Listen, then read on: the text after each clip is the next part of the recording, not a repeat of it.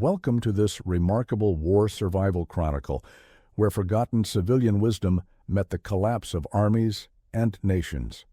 Before we begin, tell us in the comments where you're listening from, and the exact time this story found you. These quiet war stories often travel farther than battles ever did. The archives of Monroe County, Indiana, contained a peculiar collection of documents discovered in 1967 during the demolition of a rural farmhouse scheduled for suburban development. Among water-damaged papers, rusted tools, and moldering furniture, construction workers found a leather-bound logbook, its pages filled with meticulous handwriting in blue fountain pen ink.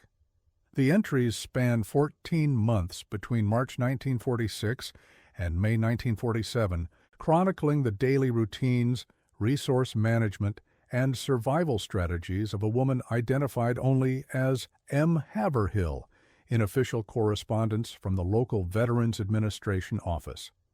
What makes these documents extraordinary is not simply their detailed content about post-war rationing and repair work, but their location of discovery, sealed beneath the concrete floor of what appeared to be a military-grade bunker built into the hillside behind the main farmhouse. The underground structure, measuring 12 feet by 18 feet with walls 18 inches thick, had been permanently sealed with reinforced concrete sometime in late spring of 1947. No official building permits existed for the construction, and county records contained no mention of the facility. The property itself tells a story of wartime disruption and post-conflict abandonment typical of rural America in 1946. The 87-acre farm had belonged to Jeremiah Haverhill, a bachelor farmer who had operated a modest livestock operation until his death from pneumonia in January 1946. With no direct heirs and mounting debts from failed harvests during the war years, the property passed to his nephew's widow, a woman who had never lived on a farm and whose only connection to rural life came through marriage to a man she had known for 8 months before his deployment to Europe. Miriam Haverhill arrived at the property on March 15, 1946, exactly 6 months after receiving official notification that her husband, Staff Sergeant James Haverhill, had been killed during the Allied occupation of Germany. The telegram, which she had preserved between the pages of her logbook, provided no details about the circumstances of his death, stating only that he had died in service to his country on September 12, 1945. Her monthly widow's pension amounted to $47, barely sufficient for basic necessities even in rural Indiana, where costs remained relatively low compared to industrial cities. The first entries in Miriam's logbook reveal the systematic approach she brought to assessing her situation and available resources. March 16th, main house 2 stories, kitchen pump operational, roof damage extensive in southeast corner and above stairwell, estimated repair cost exceeds current funds. March 17th, barn inventory, 12 1/2 cords, split hardwood, mostly oak and hickory, hand tools present but require sharpening, no livestock, fencing in poor condition throughout property. March 18th, root cellar examination reveals approximately 40 pounds preserved vegetables in mason jars, potatoes sprouting but edible, turnips in good condition, no meat stores remaining. Her handwriting throughout these early assessments maintains the careful precision of someone accustomed to making critical decisions with incomplete information and limited resources. Each entry includes specific measurements, conditions, and potential costs. She calculated heating requirements for the farmhouse at approximately 4 tons of coal for the approaching winter at a cost of $32, nearly 70% of her monthly income. Heating oil, when available through rural delivery services, cost 4 1/2 cents per gallon with a minimum order of 50 gallons. Propane required connections to suppliers who prioritized commercial and military accounts over individual rural customers. By early April 1946, Miriam had established daily routines that would define the remainder of her time at the property. She rose each morning at 5:30, regardless of weather conditions, beginning each day with an inspection of the wood stove, examination of food stores in the root cellar, and testing of water levels in the hand-pumped well that served the farmhouse. The well, she discovered, produced approximately 12 gallons per hour during spring months, but would likely yield less during summer drought conditions typical of southern Indiana. The farmhouse itself presented continuous challenges that tested both her resourcefulness and her determination to remain independent. The structure, built in 1923, had been designed for a family with multiple members to share heating, maintenance, and basic household tasks. For a single occupant, particularly during Indiana winters, the building was nearly impossible to heat efficiently. The original coal furnace in the basement had been disconnected during wartime coal shortages, leaving only the kitchen wood stove and a small fireplace in the main parlor for heat sources. During her second week at the property, while exploring the boundaries of her land and assessing the condition of outbuildings, Miriam discovered something that would fundamentally alter her approach to survival. Behind the main farmhouse, approximately 120 yards into the hillside that formed the property's northern boundary, she noticed an area where vegetation grew differently, sparse grass and stunted trees in a roughly rectangular pattern, as if the soil had been disturbed and then hastily replanted.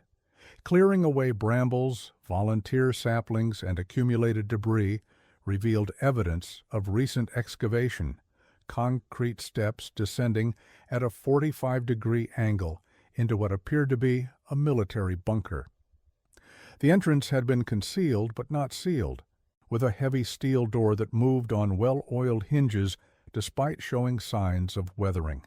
The door bore military markings, a serial number, and the designation Property U.S. Army Corps of Engineers, but no date of construction or official authorization. The bunker's interior revealed engineering that far exceeded anything a private citizen might construct. Concrete walls 18 inches thick supported a reinforced ceiling capable of withstanding significant structural stress. Military cots lined the eastern wall, while the western side contained steel shelving that showed evidence of recent use but had been thoroughly cleared of supplies. Most remarkably, the bunker included a heating system consisting of a converted 55-gallon oil drum connected to a chimney system that vented through the hillside in a location invisible from any approach to the farmhouse. Ventilation had been carefully planned, with intake and exhaust systems that would prevent carbon monoxide accumulation while maintaining temperature control.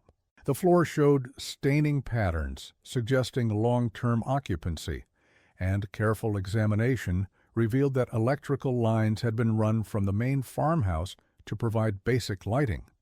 Someone had invested considerable time, money, and expertise in creating this facility, but no official records existed to explain its construction or purpose. Miriam's initial reaction, recorded in her logbook entry of April 8th, reveals her conflicted feelings about the discovery. Too much like hiding, too much like expecting the worst possible outcomes. James would have called it defeatist thinking. But practical considerations gradually overcame her philosophical reluctance to use the bunker. As spring progressed into summer and summer into autumn, the economic realities of heating the farmhouse became increasingly stark. Heating oil deliveries to rural areas had become irregular and expensive, with suppliers prioritizing urban customers and commercial accounts. Coal, when available, cost $8 per ton, nearly 18% of her monthly pension, and required arrangements for delivery that often involved waiting weeks for service. Wood from the property could supplement these fuel sources, but cutting, splitting, and seasoning firewood required tools and physical capabilities that pushed the limits of what one person could accomplish while maintaining other necessary tasks. The turning point came during the third week of November 1946, when the season's first major winter storm knocked out electrical service to Monroe County and surrounding areas. Power company estimates suggested that rural customers might wait 2 weeks or longer for restoration of service as repair crews focused on urban areas and industrial facilities. November 18th, Miriam's logbook entry reads, "Third consecutive day without electrical power. Main house interior temperature 42 degrees at 8 a.m. Moved essential food supplies, medical kit, and winter clothing to bunker. Oil drum heating system operational after minor adjustments to ventilation controls." What she discovered during that first extended stay in the bunker changed her entire approach to survival and revealed the true purpose of the underground facility. Behind what appeared to be a solid concrete wall, careful examination revealed a panel that had been designed to look permanent but was actually removable. The panel concealed a storage area containing supplies that represented months of careful accumulation and preservation. 36-gallon cans of heating oil wrapped in oiled canvas, military cases of preserved foods including canned meat, vegetables, and dried goods, medical supplies that included morphine sulfate, sulfa powder, and surgical instruments, and most significantly, a complete radio transmission setup with battery power and antenna systems that extended through concealed conduits to the surface. The radio equipment bore military serial numbers and appeared to be high-quality communications gear designed for field operations. Multiple batteries provided power for extended operation, and the antenna system had been professionally installed with weatherproofing and concealment that would make the installation nearly impossible to detect from aerial observation. Whoever had constructed this facility had planned for long-term covert communication capabilities. But during her fourth night in the bunker, while learning to operate the radio equipment and monitoring weather reports on commercial frequencies, Miriam heard something that challenged every rational explanation she had developed for the bunker's construction and purpose. Beginning at approximately 9 p.m., a rhythmic knocking sound emanated from somewhere beneath the concrete floor of the bunker. Not the random settling of a structure or the expansion and contraction of pipes, but deliberate patterned strikes that occurred at regular intervals with unmistakable intentionality. Miriam's logbook entry for November 22nd provides the first detailed description of these sounds. Knocking begins each evening at approximately 2100 hours. Pattern consists of 3 deliberate strikes, followed by silence lasting approximately 30 seconds, then repeated 4 times in succession. Total sequence requires approximately 5 minutes. Then, complete silence until the following evening. She initially attributed the sounds to building settlement, water hammer in pipes, or thermal expansion of the concrete, but systematic investigation revealed no plumbing systems beneath the bunker and no structural elements that would produce such regular patterned sounds. Throughout December 1946, the knocking continued with remarkable consistency. Always the same pattern, always beginning at the same time, always lasting the same duration. Miriam began maintaining detailed logs of the sounds, noting their timing, duration, and any variations in pattern or intensity. Temperature and weather conditions seemed to have no effect on the sounds, which continued regardless of whether the bunker's heating system was operating or whether she was present in the facility. On December 24th, Christmas Eve, something changed dramatically. The knocking began at sunset rather than after dark, and continued for nearly 3 hours without following the usual pattern. Instead of the controlled sequence of 3 strikes and pauses, the sounds became continuous, urgent, almost desperate in their intensity. That night, lying on one of the military cots and listening to the sounds beneath her, Miriam made a decision that would define the remainder of her time at the farm, and ultimately determine the fate of 3 people. Using hand tools she had found in the bunker's storage areas, a hammer, cold chisel, and pry bar, she began carefully chipping away at a section of the concrete floor where the knocking seemed most intense. The work proved exhausting and slow, as the concrete had been poured according to military specifications and reinforced with wire mesh. But after 6 hours of careful, methodical work, she discovered that the concrete in that location was only 6 inches thick, much thinner than the surrounding floor, which measured nearly a foot in depth. What she found beneath those 6 inches of concrete explained the knocking, the carefully hidden supplies, the sophisticated radio equipment, and the true purpose of the bunker. A wooden trapdoor hidden under the concrete provided access to a second chamber beneath the main bunker.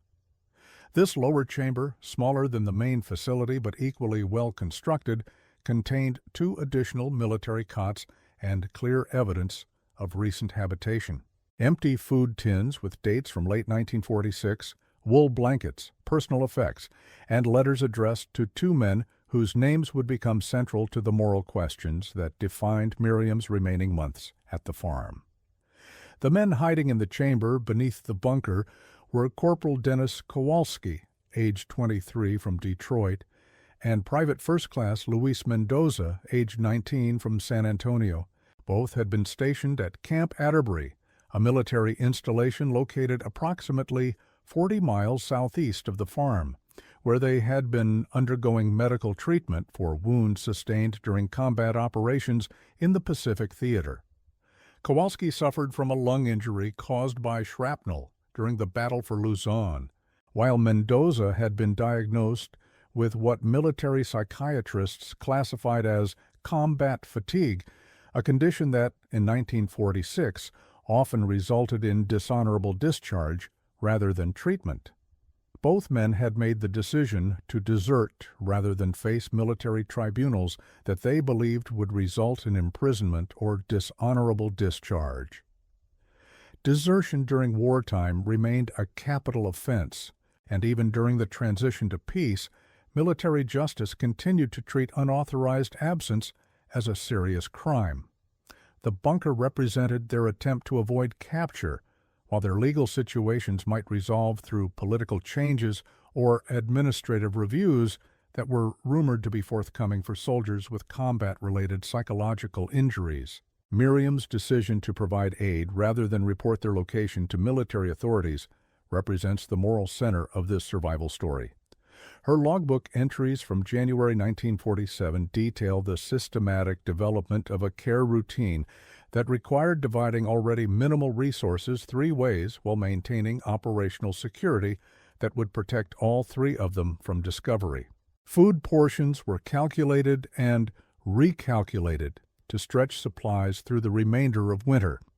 Heating oil was rationed to 4 hours of operation per day, barely sufficient to prevent the bunker from freezing, but far below comfortable levels. Medical supplies were carefully allocated to treat Kowalski's persistent respiratory problems while maintaining reserves for potential emergencies. The physical challenges of this arrangement tested every aspect of Miriam's resourcefulness and determination. With 3 people occupying a space designed for temporary shelter rather than long-term habitation, sanitation became a critical concern. Water had to be carried from the farmhouse well in containers that would not attract attention, requiring multiple daily trips across ground that might reveal foot traffic to any observer. Waste disposal required careful planning to avoid leaving evidence of the bunker's occupation, with all refuse carried away from the immediate area and disposed of in patterns that would not suggest human activity. But perhaps the most demanding aspect of the arrangement involved the complex logistics of maintaining contact with the outside world while protecting the security of 2 military deserters whose discovery would result in immediate arrest and court-martial proceedings.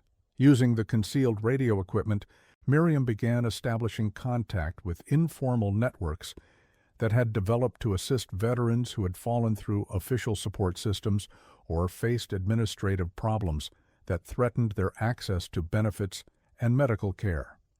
These networks operated without official recognition or government support, funded entirely through private donations and the quiet cooperation of individuals who understood that official military and veteran services often failed to address the complex needs of soldiers, transitioning to civilian life. Working only during late-night hours when radio traffic was minimal and using call signs that changed on a weekly schedule, Miriam coordinated the movement of supplies and information across 3 states, connecting isolated veterans with resources and assistance that could mean the difference between survival and destitution. The radio work required skills she had to develop through careful study of technical manuals and patient experimentation with frequencies and transmission procedures. Military communications protocols differed significantly from civilian radio operations, and maintaining security required constant attention to transmission schedules, signal strength, and the possibility of monitoring by military intelligence services that continued to track radio traffic for security threats.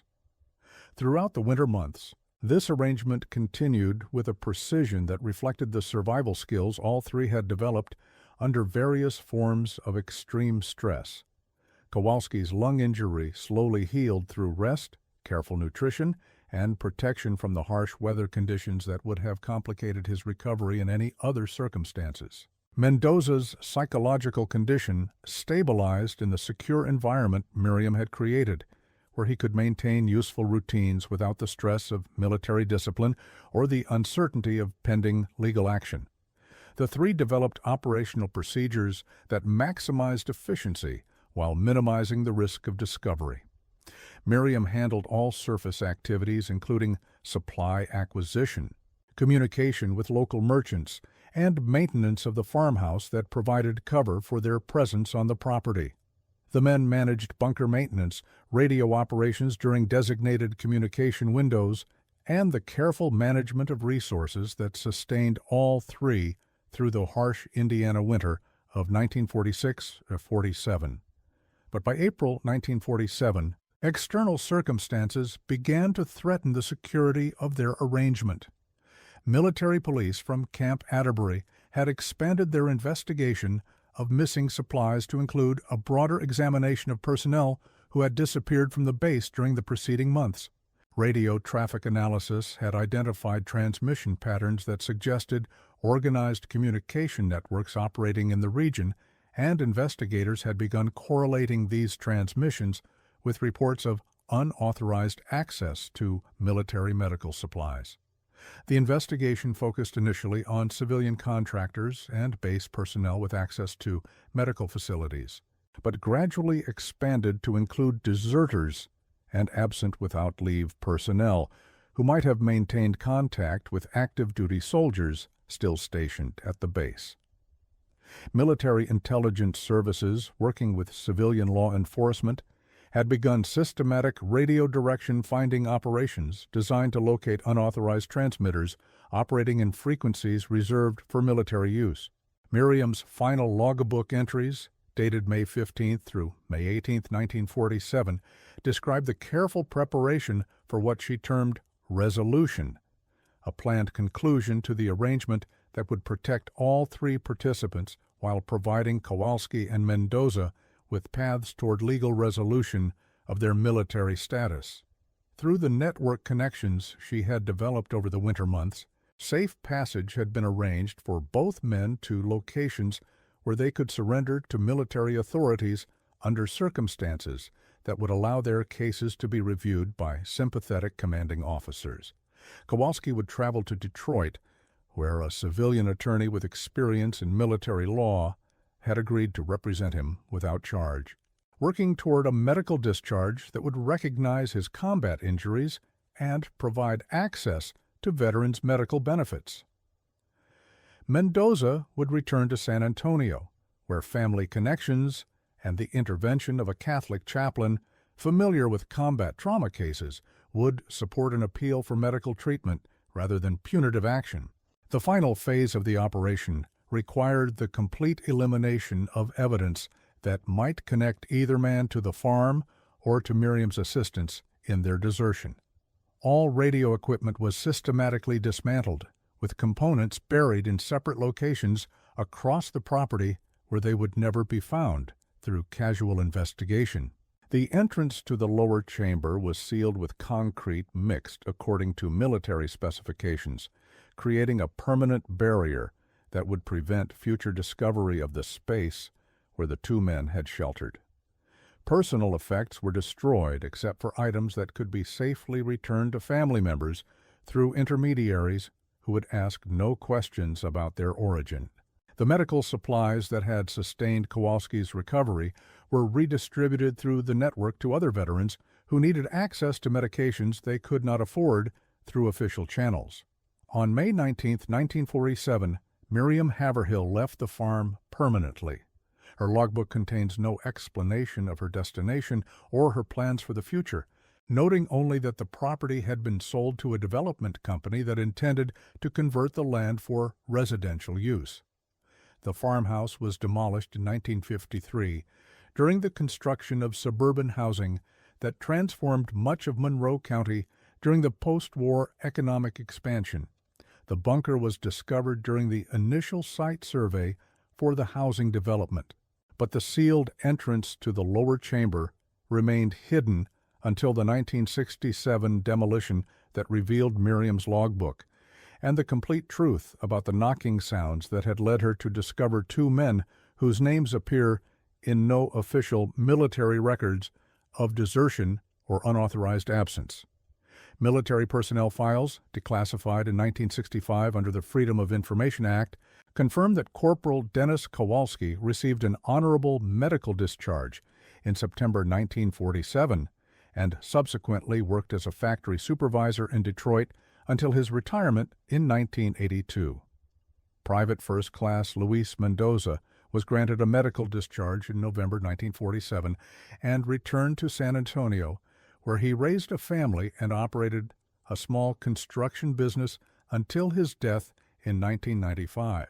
Neither man ever publicly discussed their experiences during the winter of 1946-47, and both lived lives that reflected the successful reintegration into civilian society that had seemed impossible during those desperate months when military justice offered no recognition of combat trauma or consideration for soldiers whose psychological injuries were invisible but devastating. The informal network that Miriam had helped coordinate continued operating through the early 1950s, providing assistance to an estimated 47 veterans whose cases fell outside the official support systems available through the Veterans Administration. The network provided medical care, psychological support, legal assistance, and help with benefit applications that often resulted in successful appeals and recognition of service-related disabilities that had initially been denied by military medical boards. These operations were funded entirely through private donations and the quiet sacrifice of individuals like Miriam Haverhill, who understood that official systems, however well-intentioned, often failed to address the complex human realities of soldiers returning from combat experiences that exceeded anything previously encountered in American military history. The network operated without recognition, publicity, or government acknowledgement, leaving no official records until researchers in the 1960s began documenting the informal support systems that had emerged during the immediate post-war period.